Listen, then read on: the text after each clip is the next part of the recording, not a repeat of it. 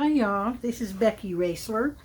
I'm with Becky's Junk Journals on YouTube and on Instagram. And today I'm going to talk a little bit about making collages.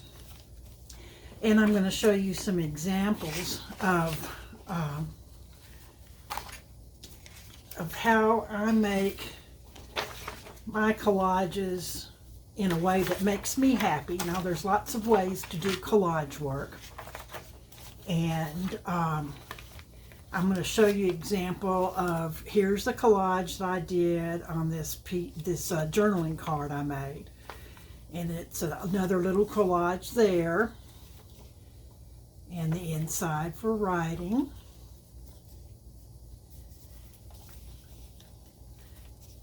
I collaged on paper and some trim flowers.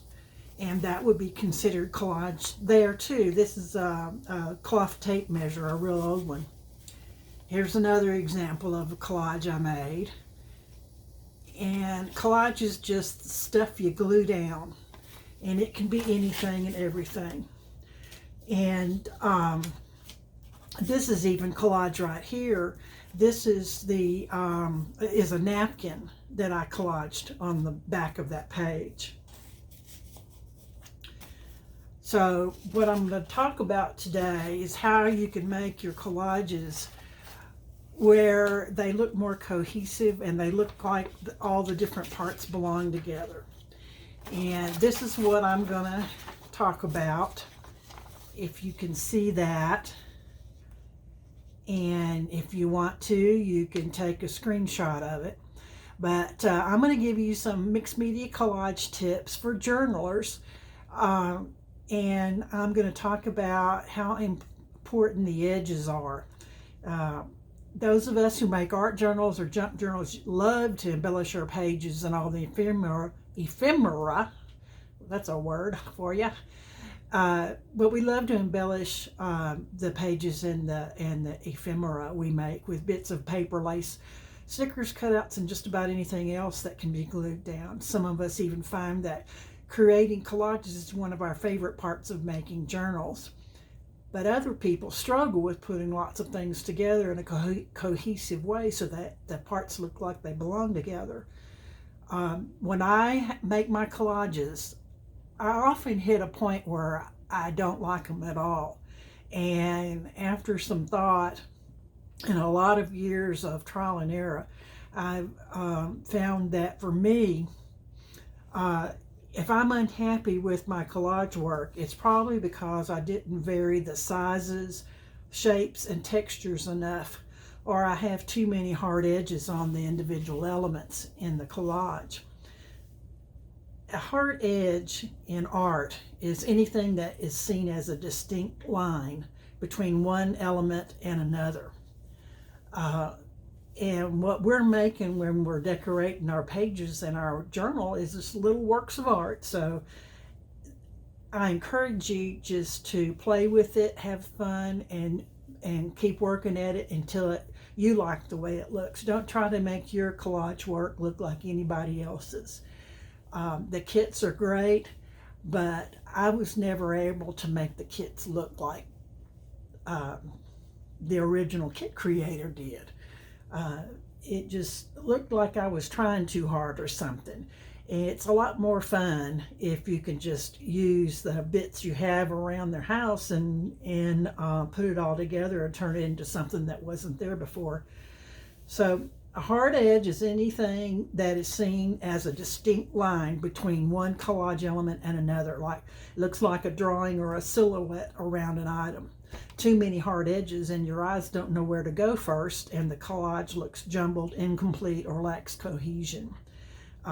So the edges in a painting, along with several other elements, create a path for your eyes to look through the artwork. So when you're making collage, you have to think about the edges, because all those little pieces that we put together to make a collage all have edges that we need to address sometimes, or a lot of the time, before we glue anything down. So I use several different things or 7 different ways to soften the edges. So I can save any hard edges that I have that will be in a focal point if I have one. This is an example. I'm going to show you some examples of the edges, and then I'm going to tell you about ways that I soften the edges. Here is a page that I've cut this out from a magazine, and I glued it on there to inspire me for how I'm going to create this journal. Now I'm working in my Hope junk journal, but these things I'm going to tell you will apply to any kind of journal you're making, whether it's a art journal or a junk journal or creative journaling. The only difference between an art journal and junk journal, the way I work in them, is in my junk journals, the paper is thin and it doesn't hold up to using wet products in it. Well, if I had thicker paper, like a masterboard that was fully collaged, or I was using watercolor paper, then I would use wet elements, or wet products. But since this is a dry book and I'm not going to use much, if any, wet, other than just a little bit of wet glue, and even that, I don't use a lot of it. I use, for my wet glue and collage work in my journals, I use art glitter glue is the name of it, and I buy the little metal, the fine point metal tip. This one's been around the block a few times, I know. I just buy refills and refill it, keep using it. But it's got I bought the fine metal tip to go with it, and that way I can just put little strips of glue around the edges if I'm going to make a pocket. If I'm going to glue the whole thing down like I did this, I go all around the edges and then I just swirl it through the middle and pop her down, and it dries super fast. Another glue that I use when I'm collaging in my dry journal is I use Elmer's Extreme Glue Stick, and I buy this on Amazon. I buy my art glitter glue on Amazon too. This is the only glue stick that I have found that really works well for me. I could have used it. It's got an extra wide top to it. I could have used it to cover the whole back of this magazine cutout and glued it down. But I'm real messy with glue. I don't know about you, but I get it everywhere. So in this case, it was easier and neater for me to use the art glitter glue and just go around the edges and then swirl it through the center. I didn't make such a big mess, but while I'm speaking about the products I use and the glues, I recommend that if you're going to do a collage work or gluing a lot of things into your journals, that you buy a glue eraser. And the glue eraser, you just have to Google it or search for it on Amazon, because that's where I got it. I think it was less than $3. It's just a glue that's called a glue eraser, and it's made especially for glue spillage, glue overage, and you use it to pull it up if you get some seepage out from the edges. You can use this even after it dries to get the excess excess glue off that tends to mount up. Now this glue right here dries clear and it dries matte, and so I don't worry about this too much. But if I'm gluing on larger objects, which I do sometimes, like my handmade flowers or buttons or anything with just a little bit of weight to it, I use Fabri-Tac by Beacon, and I also buy this in large bottles and just keep refilling this one smaller bottle because I use a lot of it. And those are the only 3 glues that I ever use.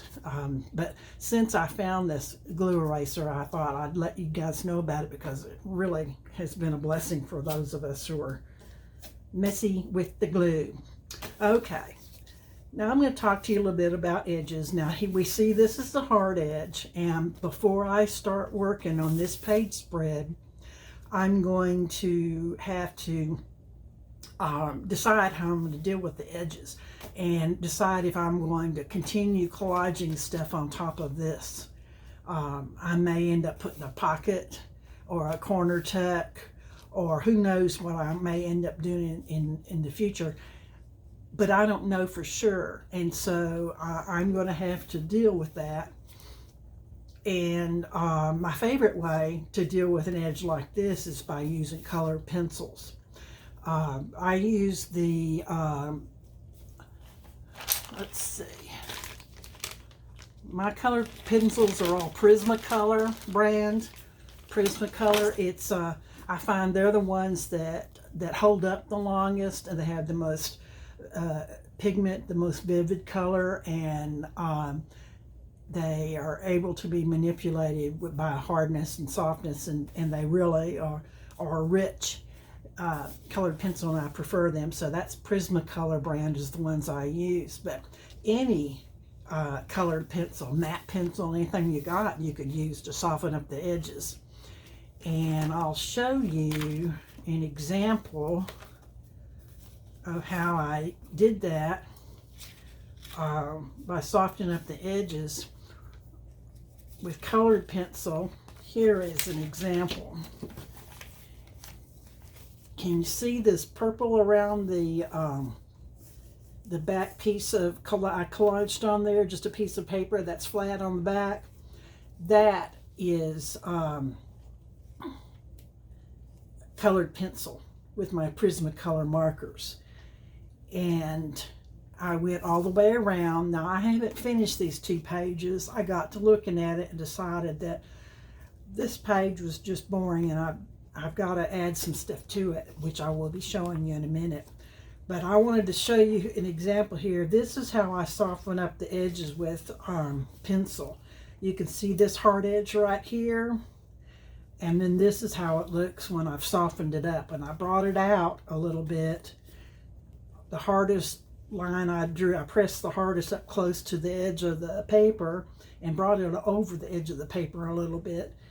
And then I lightened the pressure as I was doing it on the outside. And I'll continue this all the way around here.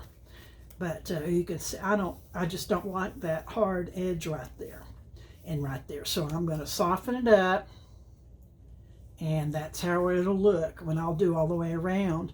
And I'll probably bring it all the way up here too, just for continuity. And I'll probably go around this blue word, blue quote there I have. I'm going to come back to this and tell you how I'm going to change this. I've decided that this collage was just boring, and I'll tell you how I'm going to fix it in a minute, and if I have time I'll show you. But first I want to show you some more examples of edges that I need to address. Now this page, I have put a few things on here to inspire me. I've glued a glassine envelope that I made down. It's not done, it's a beginning. I've got some papers here that I'm thinking I might use these colors in my decorating on this page. But if you can see right here on this pocket, I've addressed the edges on this pocket, and the way I did it, I serrated the edges with pinking shears or zigzag scissors, whatever you want to call them. But I just cut around this magazine cutout with my what I call pinking shears, but you might look at them as zigzag scissors. And then up here I just added some trim, which softened the edges. So that's one that I'll continue working on. Here's another one that is an example of one that I've just about finished. I've got some flowers collaged onto there. I've glued some lace at the top, and this opens up for a writing space, and this opens up for a writing space. And that's how I collaged on that one. Now, I have not addressed this hard edge right here or here, and I haven't decided what I'm going to do yet, if anything, because on the edges that were at the top and the side, I added trim, 2 different kinds of trim, but in the same color family. And this flower up there that somebody kindly sent me in their Happy Mail. And it takes your eye away from this hard edge here, so I may just leave it as it is. Over here on this side, I glued down a larger piece of paper in the back first, and then I went around the edge with lavender or purple colored pencil, and then I added trim at the top and the bottom. Collaged on a flower and a saying and some washi tape as a hinge for this one as it opens up, and it's got some more collage. And I did not do anything other than ink the edges on these pieces that I collaged in here because the colors were so similar to the background. And if your color is very similar to the background that you ink the edges with, then it just it fades into the background, and you don't really notice it. But it's the hard edges or sharp edges just by themselves will really stand out at you and really really be noticeable unless you do something about it. This is another page where I've just tucked some papers into this pocket I made, and I put a fabric with frayed edges on this hard edge, and I haven't done anything with this hard edge yet, but when I get to working on this spread, I'll give it some thought about what I want to do down here, and then I'll coordinate everything and soften those edges at the same time. But I'll do it before I glue anything else down on top of it, so it looks like it was supposed to be that way. Okay, so there's another example of hard edges that I haven't addressed yet. I've got a corner tuck there. I didn't ink the edge on that. I didn't ink the edge on these, but what I'll do is figure out some kind of treatment, whether I'm going to continue adding a whole page worth of collage or what I'm going to do. I haven't decided yet, so this is just for inspiration. It's glued down magazine cutouts, and when I get to doing this one, I'll figure out how I want to address the edges to make them softer.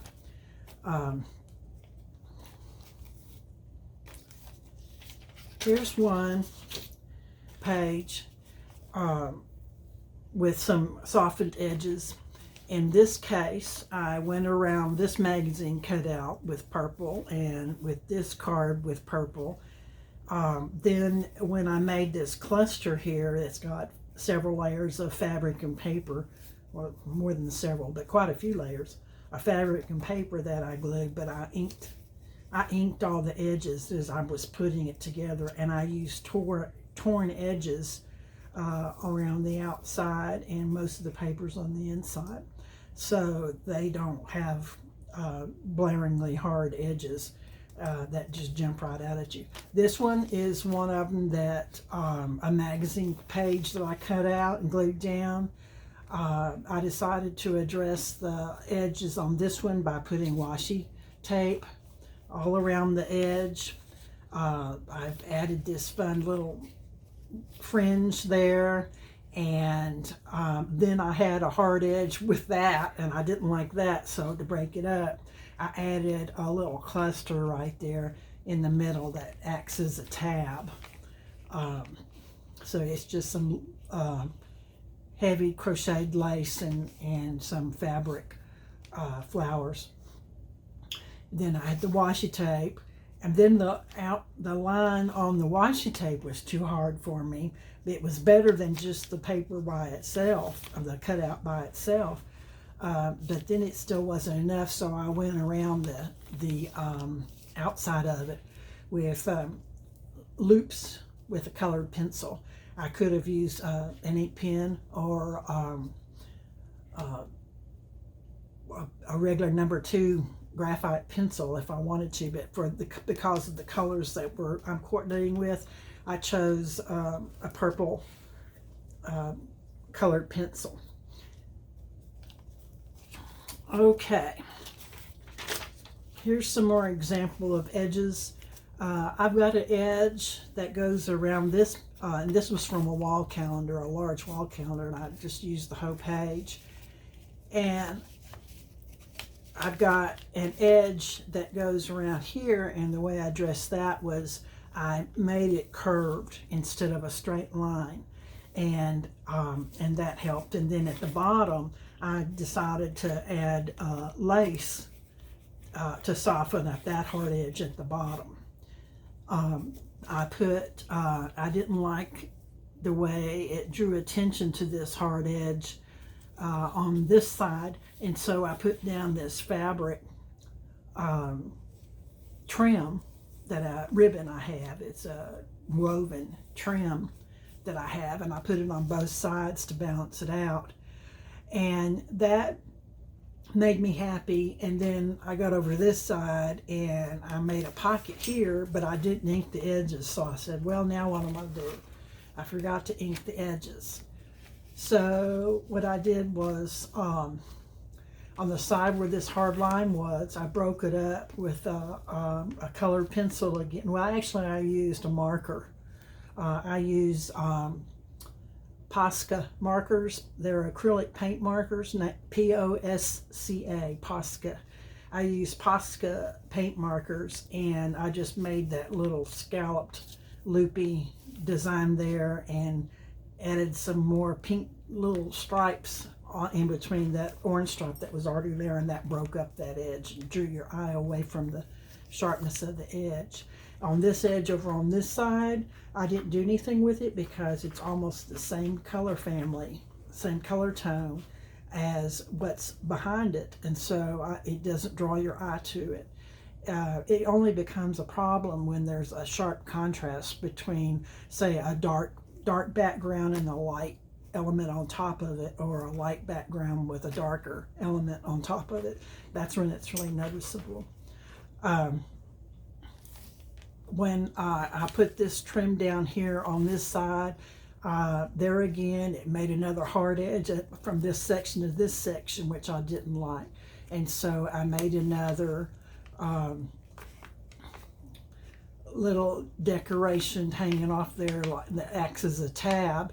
And all it is some eyelash trim that I glued down right there, and then put some colored dots on top of to make like a tab, and it breaks up that hard line. It draws your eye away from that hard line. Okay, so you know what they are. Here's what a list of the ways that I use that I soften my edges. I use distress ink or oxide ink. Sometimes that's not enough. I have to do other things. I use markers sometimes.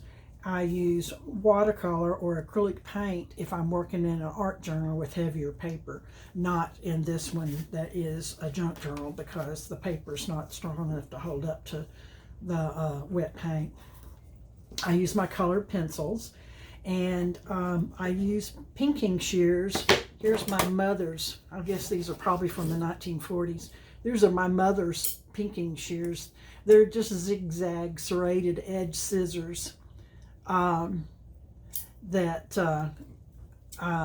are for paper, and I've got them for fabric, and they're labeled because if you use these to cut paper, it really dulls them fast. And these ones of my mother's were perfect because they cut paper just fine, but they will not make a dent in fabric at all anymore. So they're paper, and I bought myself some new ones. I think it was like $10 for 2 pair. There again on Amazon. Besides making serrated edges, you can put lace or fringe on the edges to break up that hard line, and you can also tear the paper or fray the fabric. Now I'm going to share with you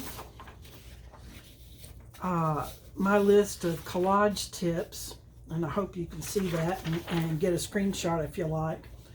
But this is my collage tips that I use every day. I remind myself, you know, I often, I mean, I've been making art for a long time, but when I look at my collages in my journals, I go, ooh, there's something about that I just really don't like. And it's because I didn't follow one of these little rules. Not really rules. These are more like tips to help you like your collage work more. But I soften most edges.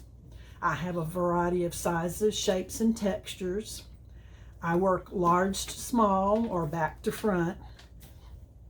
I try to have a focal point with the greatest contrast, brightest color, and the hardest line in it, because your eye draws immediately to those things. I limit myself to 3 or 4 colors, including white and black, and I have one dominant color. So like in this page, the dominant color is shades of blue. But I also have some purple in it, and I have some green in it, but it's going to be predominantly blue. That's what you're going to see first.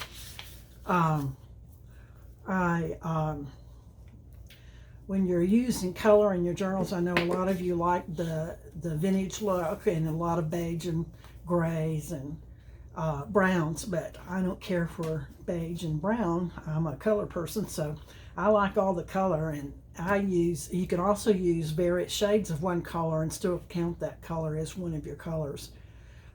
For instance, if you're using white, but you could also use white and beige. If you're using black, you could also use gray, which is just a lighter version of black.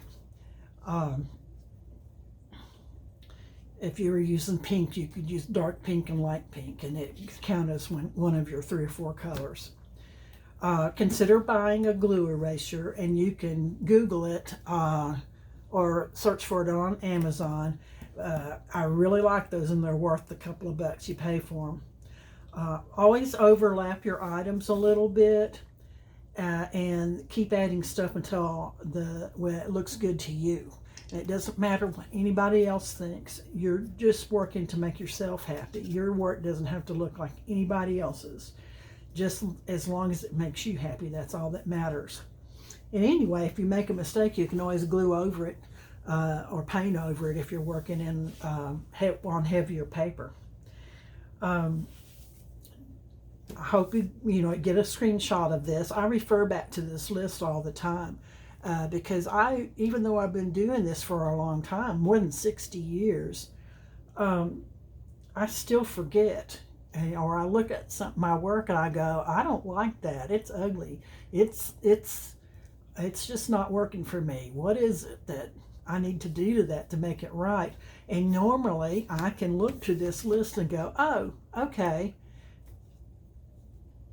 I didn't address the edges right, or I didn't have enough variety in the sizes and shapes and textures, or enough contrast where you saw all the different elements, but they looked like they belonged as one. So this is one that I'm going to show you what I don't like about it. I consider this just a bad collage for me anyway. I love this bird. I got him from a wall calendar, cut him out, and then I decided to do a collage beside him because I didn't like him just floating in the page by himself. And I used fabric and I used paper, and I have mostly rectangular or square shapes. It's predominantly rectangular or square shapes, and also all the colors are all the same shade, same degree of darkness and lightness. They're all medium shades, except for this, which is darker, which gives you a focal point, draws your eye right to it, but it doesn't really do anything, it doesn't do anything for the rest of the collage. So I need more variety in texture, and I need some contrast that will show off all these different patterns that I have in there. I thought originally that the patterns would be enough, but they're not. So I'm going to tell you what I'm going to do, and then I'm going to do it off camera. One thing I don't like is the bird, sort of the hard edges on this bird. So I decided to address it, and I'm going to hold this up so you can see. See right here along this edge, and then all along this edge, and at the top, that's all done with a number 2 pencil, and it really softens up the edges. And it was cheap, it was easy. Everybody's got a pencil around, and with this blue, when you're working with blue, or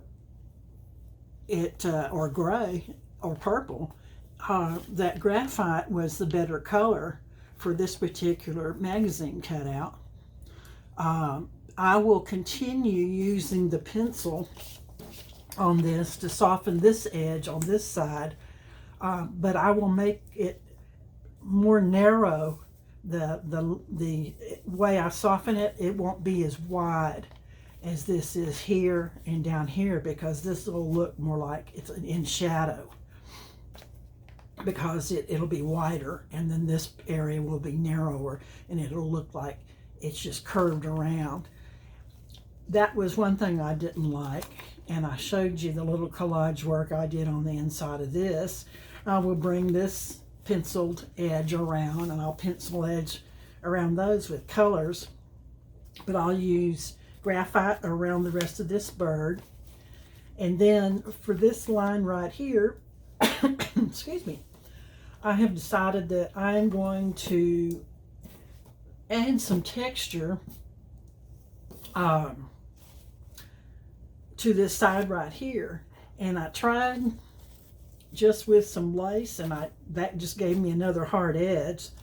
Then I turned the lace around this way, and I thought that really added to it, And that's what I asked myself before I glue anything down. Does it add anything to it or not? If it doesn't add anything to it, I won't put it on there. But I like that lace.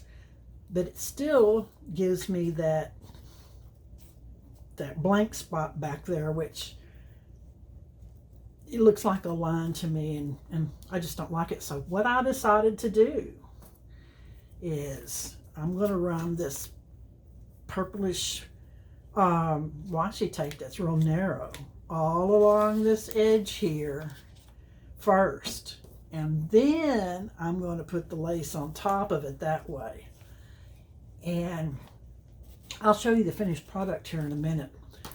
Another thing I'm going to do is, I didn't like the lack of contrast or interest in this, because I put too many of the same shapes in it. So what I'm going to do on that is I'm going to take another scrap of lace, and I'm going to put it right there. And then I'll have this lace running down this side, and your eye will go here. And then I'm going to come over here on this side, and I'm going to add some texture to this right here. And the way I'm going to do it is I'm just going to add little bits of lace here and there, 3 to be exact, because when I work in collages, I often work in 3 items. It makes for a better composition. So I'll bring this lace texture from this side over to this side, and I've already got lace on this edge, so it'll make both pages look like they belong together when I finish it up. So I will turn off the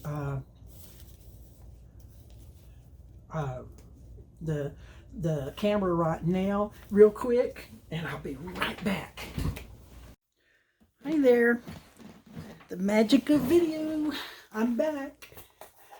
Okay, I finished my page. The glue is still drying over here.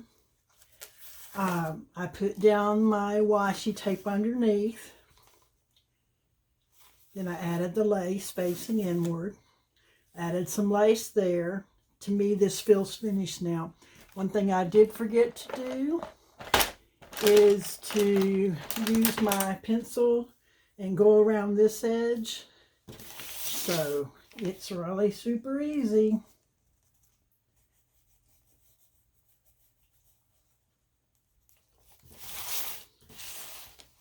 That's all it needed.